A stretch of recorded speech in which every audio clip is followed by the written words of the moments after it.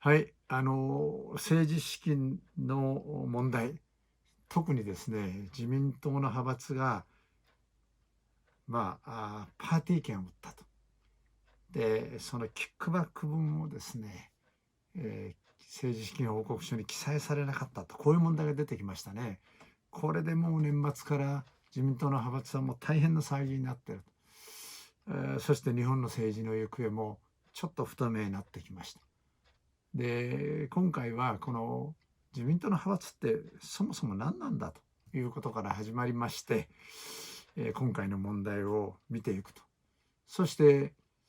野党はどう対応してんのかと。マスコミはどう対応してんのかと。それからなんか会計責任者ばっかり捕まえて、安倍派の幹部なんて無傷じゃないかと。この検察甘いんじゃないかと。こういう意見もありますね。こういうことについて今日はお話をしたいと思います。まず派閥の勢力図ですけども、解散するしないをちょっと置いてその前ですけども、安倍派が96人、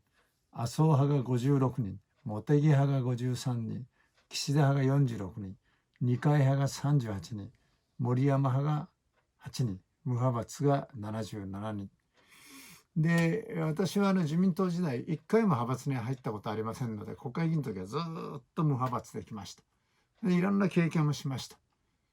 そしてパーティー券のノルマですね、派閥のメンバーに強いている。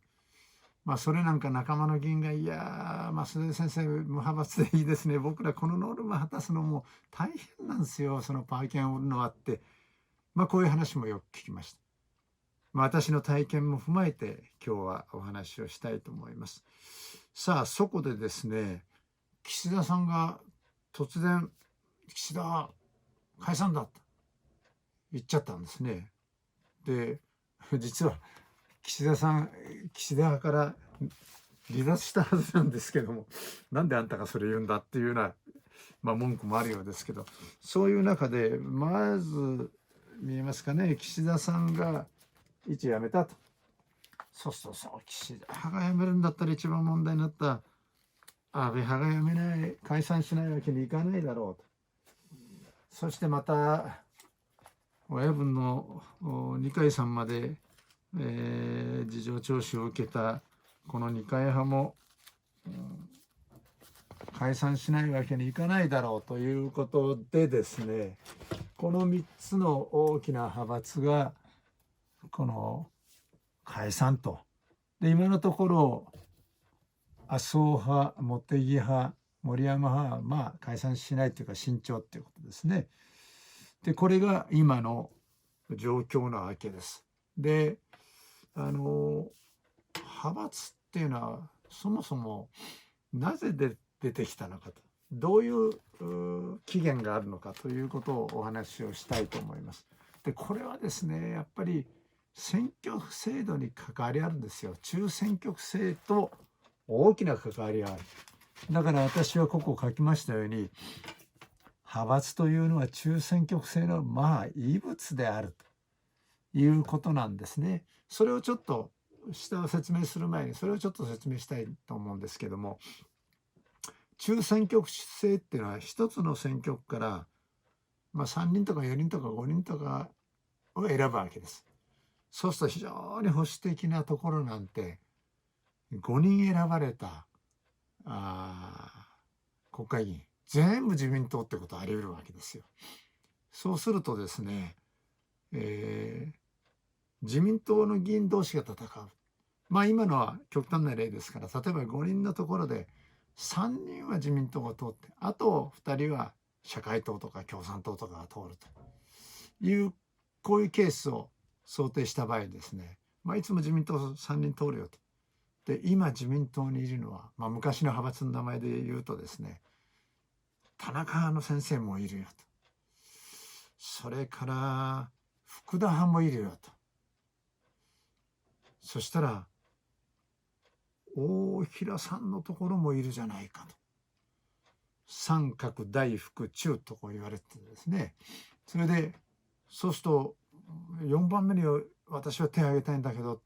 もうすでに決まってる先生とかいけないですから、そうするとあと中曽根派か三木派から出るしかないなということになるわけです。だから中選挙区制で定数が5だったら派閥が5つできる。だから5大派閥っていうのはそういう意味があるんですね。だからこれは全く中選挙区制がもたらしたものなんです。そしてその機能っていうのは自分の親分を出す、田中角栄っていう人を出すんだという、福田赳夫って人を出すんだって昔なんですよ。だから親分を、つまり自民党が政権取ってますから、総裁っていうのは首相になるわけですから、首相を出すための先頭隊員なんですね。そして、パーティー券なんてそういうようなことじゃなくて、親分っていうのはもう自分でいっぱい金集めてくる。何百億って金集めてくる。それを配るんですね。金とポストの配分単位だっていうのは。だから古文に金を配る。これ選挙資金に使え。それから今度自分が総理になったら、君を大臣にすると。で自分総理じゃなくて他の派閥の人は総理になっても、いやうちの派閥から A 君 B 君 C 君これは今度大臣にしろということで、副大臣も政務官もそうなんで、金とポストの配分単位だっていうことがあるんですね。だけど建前的に言うと派閥ってのは政策集団なんですね。政策の勉強だと。だから例えばかつてだと中曽根派ってのはタカ派だよ、そしたらいや三木派だよって、こういうその派閥によって政策の色合いが違ったんですね。だから建前は政策の勉強なんですけど、やっぱり金とポストの配分と親分を総理にするんだと。これが非常に大きい。これはだから中選挙区制でこういうことが行われていた。じゃあそれは中選挙区制ででは中選挙区制をなぜ小選挙区制に変えたかって言ったら、お金の配分合戦にしたわけですよ。つまり同じ自民党議員が戦ってって政策変わんないわけですから、共産党や社会党と違うんでみんな同じなんで、政策は自民党だから。そうするとなんで差をつけるかっていうのは、お金のばらまき方で差をつけるということでお金のかかる政治ということが起こってしまったわけです。だからこれはいけないってことで小選挙区制に持っていった。さあ小選挙区制っていうのは一つの選挙区から一人しか選ばれませんから、それはもう首相官邸総理が君を公認する、あの人を公認するって決めればいいわけですから、自民党同士の戦いは選挙区ではないんですね。だから先ほど説明したような中選挙区制の下で生まれた派閥はもはや小選挙区制の下では意味がないんです。だから私は別にこんなものなくたっていいじゃないかというふうにずっと思っていたから派閥にも入れなかった。じゃあ増田さんが派閥に入らないとあんた損したでしょうと、不利だったでしょうと。全然そんなことありません。4回も大臣になりましたから、4つの内閣で大臣になりましたんで、別に派閥の親分いなくても大臣にもなれたし、それから政策の勉強もですね、党本部に行って毎朝早起きして政務調査会の部会に出れば何でも勉強できるんですよ。でこれ政務調査会っていうのはもう怠け者はダメで、朝早起きしてそこで朝ごはん食べるぐらい早いんですから、8時ぐらいから早いの7時半からやるわけですから。でそこは役所の官僚が全部上級官僚が出てきてくるわけですね、課長クラスが。それで議論して勉強する。そうすると役人もじっと見てて、あの議員は優れているよと、あの議員バカだよと、いやあの議員をみんなで応援しようっていうことでですね、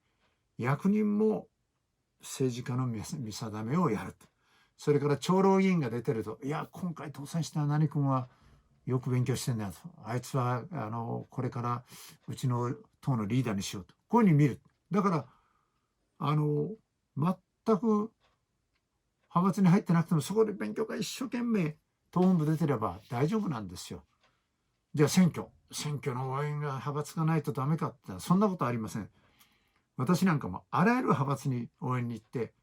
絶対自民党勝たないといけないっていう時は党が全力を挙げて支援しますから、別に派閥がなくても構わないわけです。そしてお金も別に親分からもらわなくてもいろんな方の寄付があるし、政党助成金は政党、自民党から私のところに、私の政治団体に振り込まれてきますから、それも使えるということで、親分の金にすがらないといけないってこともない。で、その証拠に、先ほど申し上げたですね、この派閥、安倍さん、麻生さん、茂木さん、岸田さん、二階さん、森山さん、どっかから金集めてばらまいてんでしょうか。そうじゃなくて、それやめて、パーティー券収入をやってるわけですから、